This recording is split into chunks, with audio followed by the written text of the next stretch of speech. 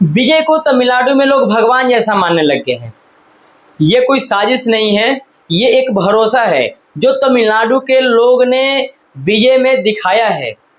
विजय अब तमिलनाडु के लिए सिर्फ सुपरस्टार नहीं है, बल्कि उनकी एक अलग इज्जत है और उसमें एक गहरा दर्द भी है। दरअसल बात ऐसा है कि जब विजय छोटे थे तब उनकी बहन विद्या की मौत हो गई थी और उस मौत ने विजय को अंदर से झकझोर दिया था और शांत कर दिया था।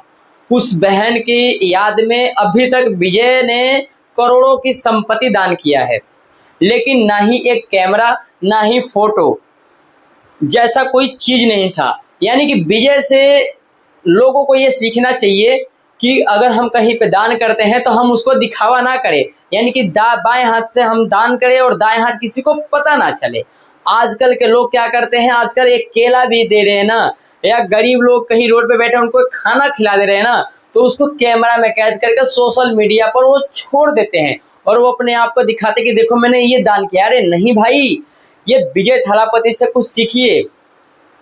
और वही तमिलनाडु की जनता ने विजय पे विश्वास तो जता दिया, लेकिन अगल बगल के राज्यों को ये लगता था क्या ये विजय कुछ कर पाएंगे तमिलनाडु के लिए।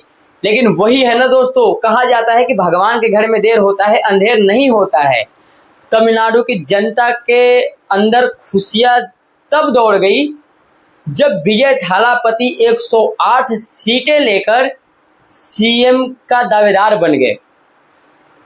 4 मई 2026 को जब इलेक्शन का रिजल्ट आया तब 108 सीटें जीतकर विजय ने सीएम का दावेदारी बनाई और वो रिकॉर्ड भी कायम कर दिए।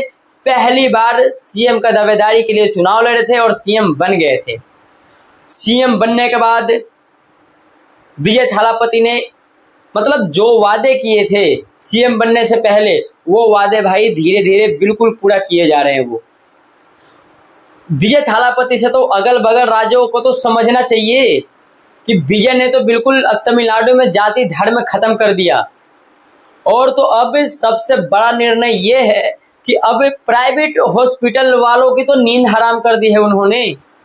प्राइवेट हॉस्पिटल वालों के तो इतनी दिक्कत होगी भाई साहब कि वो रात को सो नहीं पा रहे, क्योंकि विजय जी का ऐसा निर्णय आया है। भाई विजय थालापति ने ऐलान कर दिया है कि अगर प्राइवेट हॉस्पिटल में अगर किसी की मौत होती है तो जितना भी इलाज हुआ है उसका 1 रुपये भी प्राइवेट हॉस्पिटल नहीं लेगी। तो भाई साहब, जब मौत होने के बाद जब प्राइवेट हॉस्पिटल 1 रुपये भी उसको नहीं मिलेगा तो वो तो कोशिश करेगी ना कि कैसे भी इस पेशेंट को मैं बचाऊं, अपने तरफ से बिल्कुल प्रयास तो करेगी ना कि इस पेशेंट को जान बचाऊं ताकि हमारा हॉस्पिटल का बिल मिले। इतना ही नहीं दोस्तों, उनने एक और वादा किया था कि सरकारी हॉस्पिटल में जितने भी बच्चे जन्म लेंगे उनको एक सोने की रिंग वो गिफ्ट करेंगे। और सोने के रिंग गिफ्ट करने के पीछे भी उनका एक कारण है। आजकल क्या होता है दोस्तों कि जरा सा भी प्रेगनेंसी में दिक्कत होती है या कोई प्रेग्नेंट है उसको प्रॉब्लम होती है, तुरंत ही क्या होते हैं कि लोग लेके चले जाते हैं प्राइवेट हॉस्पिटल में, और प्राइवेट हॉस्पिटल मुंह फाड़ के पैसे मांगती है। भाई उसे पता है कि ये बंदा मजबूर है, ये बंदा कुछ कर नहीं सकता, इससे हम जितना कहेंगे उतना देगा क्योंकि इसकी बीवी और बच्चे का सवाल है।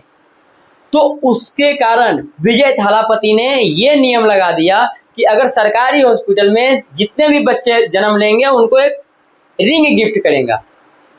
और भाई इतना ही नहीं रह जाता है, विजय थालापति का एक और निर्णय आता है। वो कहते कि अगर तुमसे कोई घूस मांगे, रिश्वत मांगे तो उनसे कह देना कि अब तमिलनाडु में किसी ऐरे गैरे का सरकार नहीं है, आपका भाई आपका बेटा विजय का सरकार है और यहाँ पे कोई घुसखोरी कोई रिश्वत नहीं चलेगी। तो सोचिए यार, अगर ऐसा सीएम अगर हर राज्य में हो जाए तो हर राज्य का कितना भला हो जाएगा। लेकिन यार देखिए, सीएम होने से कोई फायदा नहीं होता, जनता को भी तो बदलनी चाहिए ना। जनता बदलेगी तभी कुछ हो पाएगा। वहां पे जो विजय जी ने जनता को भी बदला है और खुद अपना तो ऐसा एक मिसाल कायम कर रहे हैं कि अगल बगल के मुख्यमंत्रियों को सोचना चाहिए। लेकिन फिर भी कुछ लोग तो ऐसे होते हैं कि ट्रोल करने वाले तो श्री रामचंद्र भगवान को नहीं छोड़ते, तो थालापति विजय है। बाकी आपको थालापति विजय के बारे में कैसा लगा 2 शब्द जरूर लिखिएगा। Thank you.